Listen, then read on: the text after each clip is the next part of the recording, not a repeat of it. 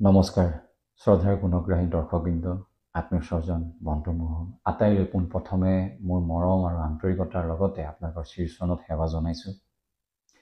বিগত 14টা বছৰে আপোনালোকৰ লগত প্ৰত্যক্ষভাৱে হওক পৰোক্ষভাৱে হওক সদায় যোগাযোগত আছিলোঁ। আপোনালোকৰ ভাল লগা, আপোনালোকৰ বেয়া লগা, আপোনালোকৰ খং আৰু আপোনালোকৰ অভিমান আটাইবিলাক কথা আন্তৰিকতাৰে গ্ৰহণ কৰিছিলোঁ। যোৱাকালি কোনোবা দুৰ্বৃত্তই নয়ন নীলিম যিখন ব্লু টিক মাৰ্ক পেজখন হেক কৰিলে, সেই গতিকে আপোনালোকক জনালোঁ। বিগত 2টা মাহ ছ'চিয়েল মিডিয়াৰ পৰা মই বিৰত হৈ আছিলোঁ নতুন ছবি কামৰ পৰিকল্পনাত হেতুকে।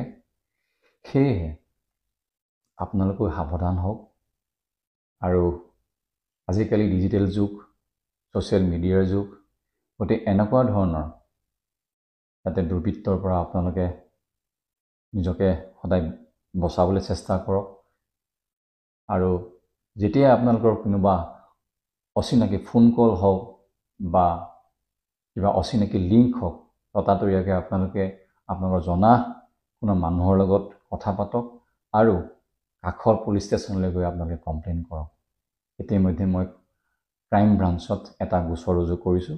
তেখেতসকলে সময় লৈছে আৰু আশা কৰিছোঁ যাতে আপোনালোকৰ লগত সেই আমাৰ আন্তৰিকতা, সেই মৰম, সেই অভিমান, সেই খংবিলাক আকৌ যেন প্ৰত্যক্ষভাৱে হওক বা পৰোক্ষভাৱে হওক আমি যাতে যোগাযোগত থাকিব পাৰোঁ। কুশলে থাকক। নমস্কাৰ।